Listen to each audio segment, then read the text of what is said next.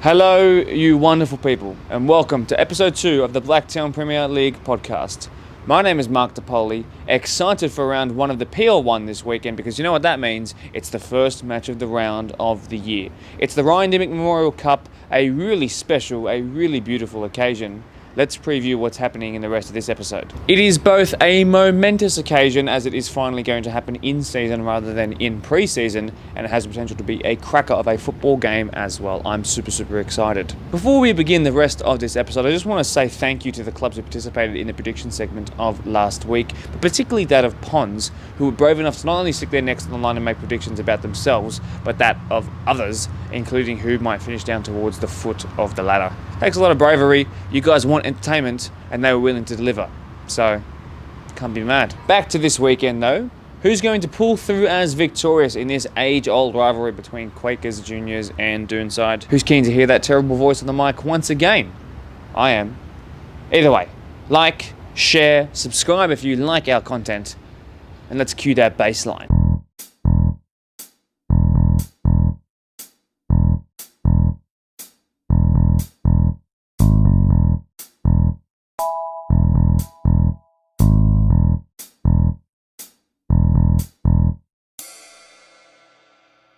The first interview with Doney is just happening in a couple of seconds, but allow me to go around the grounds first as we look at some results. In an early season contest between the four favourites, probably to go up, St Pat's bested Oakville 2-1 in a close one, while Parkley staked their claim to go up with a big 3-2 win over Polonia. The New Boy Derby, as Newbury and Rooty Hill finished all square at 3-3 in an incredibly enthralling game here in B.P.P 1, while Glenwood went down 2-1 to Town Rangers FC. Right, time for a very wholesome and very warming chat with some boys from Doney. We'll see you in about 7 minutes or so. It is Ryan Dimech Memorial Cup week, a really important annual occasion that the BDSV is so proud to finally be able to say is going to be a match of the round occasion in 2024.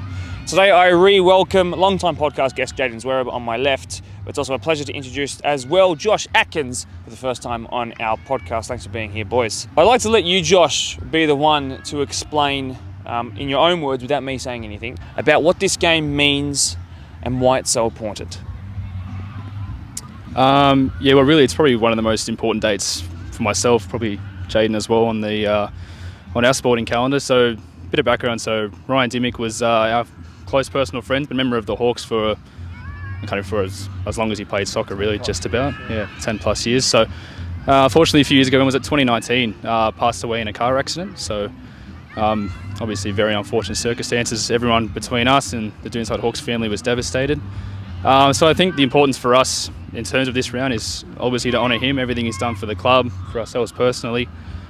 Really just to honour his image. So quite frankly, I do think our match against Quakers, or matching up against Quakers, is the best thing too, because we always seem to have the best sort of matchups, best rounds.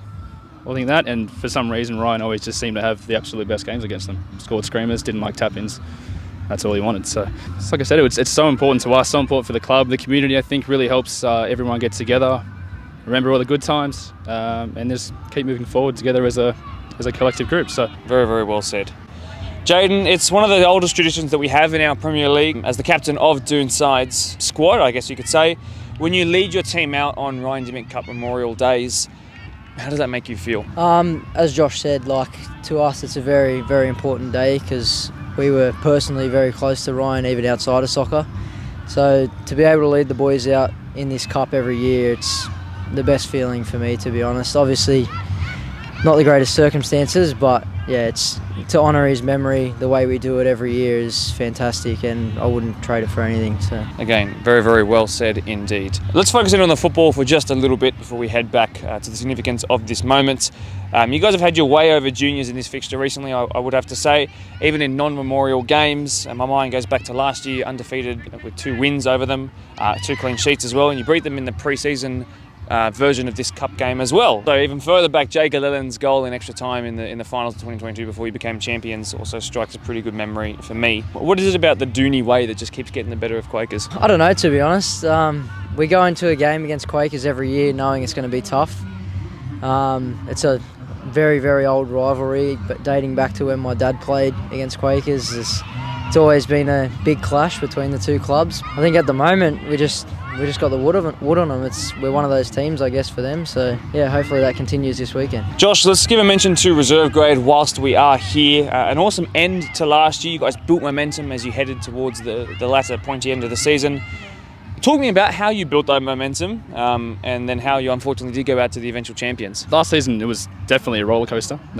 You see our first, I think it was 10 games, we only managed to get one win out of it. So it was looking pretty dire straits, but we knew that the entire time that we had the squad, it was just a matter of us being able to put it together. I couldn't tell you exactly what clicked, whether it was just us getting the formation right or it was literally just one moment of play during a game, and it's just from there clicked on and the train kept rolling. So that's the biggest thing. The second half of the season, we went just about undefeated all the way up until the last game before the semis, and then kept on powering through as we get through the finals, and unfortunately just fell that one step short of the big dance. No shame in going out to the champions, of course. This being filmed on a Monday, so big game for you guys tomorrow night as well. What do you know about your Australian Cup opposition? To be honest, don't know much about them, but we're not taking it lightly or anything like that. At the end of the day, they're just another team that's in our way, and we want to knock them off and take that next step in the Cup. It seems kind of funny that you're facing Quakers this weekend. Quakers went out to Bonnyrigg in the Cup. You guys went out to Bonnyrigg last year, so just weird how small the footballing world is. Jaden, last question goes to you. I just want to know a closing word on the importance of the Cup. So regardless of the results, what does the occasion mean for Doney members? What should it mean for juniors members? And, when I'm speaking to people about the occasion on the live stream, what do you want the takeaway messages for people to be regarding Ryan Dimech Memorial Cup? Just the message around the day is to just celebrate Ryan's life. Usually we do this in pre-season and the whole day is about Ryan, and Quakers, it's credit to them. They're great on the day all the time. They have the biggest respect for the day as well, which is great. Jules is a credit for that. Really well spoken by the two captains of Doonside in their first and reserve grade space, respectively. I know how difficult it must have been to prepare for a conversation like this, but I'm really appreciative that you guys were able to brave the camera. And let's move into the next segment. Really well spoken in difficult circumstances, you do have to say, Josh and Jaden. Well done. I'm immensely proud of how composed you were. Let's extend the radius of around the grounds and go out further to some away grounds as well. In the Australia Cup, Workers got turned over pretty heavily by Fraser Park at Labert 7-1. In happier news though, Doney beat Blue Mountains FC 4-2 in a red card late goal close to midnight Cup classic. Let's not delay their response though from Quakers juniors. We're heading now to Quakers Park. Julian, thank you for rushing from the Arctic Circle to be here. Ryan, thank you for commenting the camera for the first time in podcast history. You're for the first time as well since the PR1 promotional video, which went so swimmingly well. Now, this weekend is the Ryan Dimech Memorial Cup. It's a beautiful initiative that was birthed from tragedy. Even though it's not necessarily your club's sort of centred event, what does the Ryan Dimech Memorial Cup mean for you guys, especially knowing it's going to be a match of the round this weekend? Yeah, thanks for having us as well, Mark, and appreciate you obviously coming down to Quakers Hill Park. But in terms of the occasion, I think that the biggest thing is obviously remembering a great young man that was taken way too early. A lot of us, when the Cup first start, we knew him personally. I hadn't played with him, but he was at the same club when I was there at Prospect United, and then obviously there was a lot of crossover with Doonside, Quakers Hill, Prospect United, probably those three clubs. And yeah, that's the reason why we got asked to be a part of this Ryan Dimech Cup, and we consider it a great privilege to be able to co-host that cup competition each year with Doonside and really remember a great young man, and that's the main reason for the day. We'll move into the football side of things now. Quakers versus Doney. You have to go back to mid-April of 2022.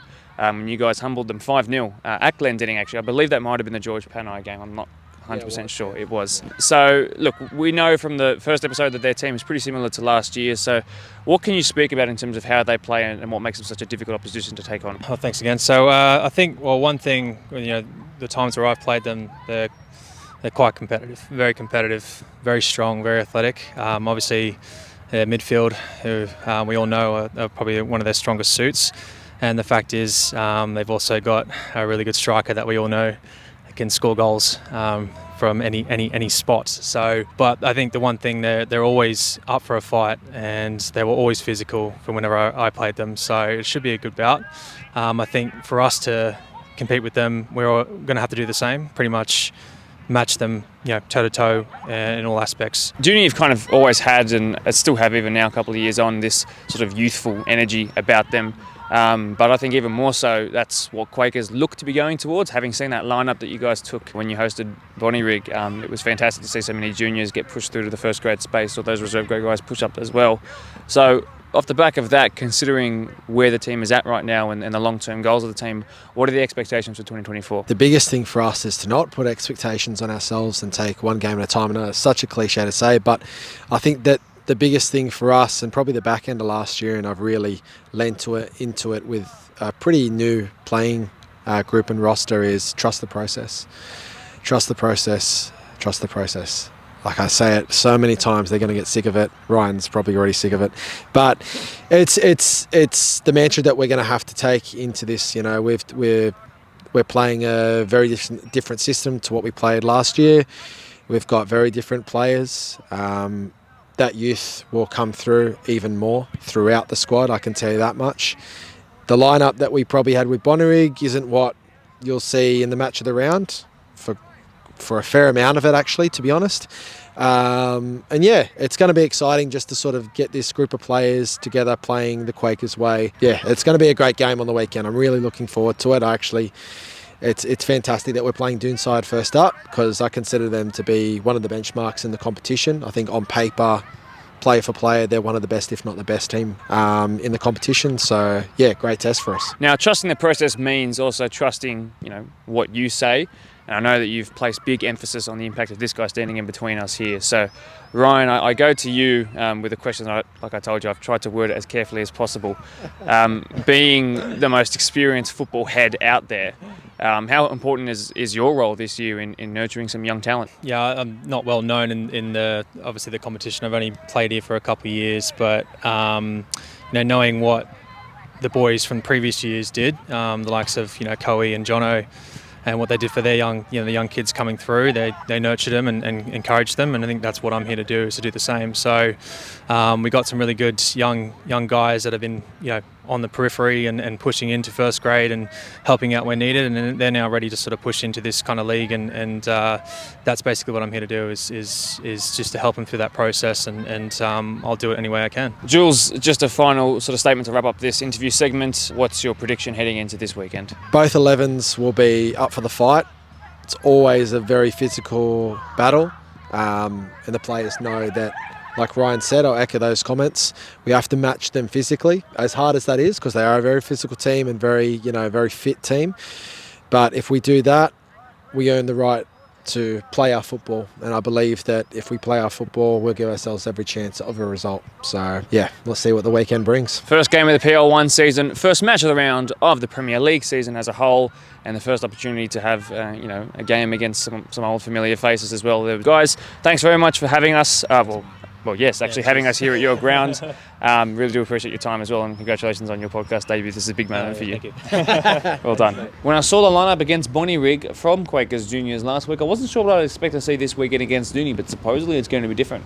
I'm keen to see. I'm keen to learn. Wrapping up the episode now, here is the fixture list into this weekend. Both having started off with 3 points, it's a top-of-the-table clash, if you like, between St Pat's and Town Rangers. Rudy Hill take on Oakville at Core Brewer, as Chopham Park hosts the Red Derby between Polonia and Glenwood. Newbury will also be playing over there, as they technically host Park Lee at B.P.P. Slight change of scenery. Into our first division now, of course, there'll be the match of the round on this pitch here, but also Eastern Creek have a game here tomorrow, that being Thursday night, against Glebe Gorillas in the Australian Cup. Best of luck to them. Then they'll go on Saturday and host Riverson Schofields. Workers and Ponds, as well as Prospect versus Tigers, are two more very intriguing games that could have equally been the match of the round if it was a different occasion. That is all for episode 2 of the Blacktown Premier League podcast. As always, my name is Mark DePoli. Thank you so much for being here. I really do appreciate it. Leave a like so that I know that you've enjoyed what you've listened to and watched. Subscribe if you are new around here on our road to 1.5k. And remember, cue that outro music.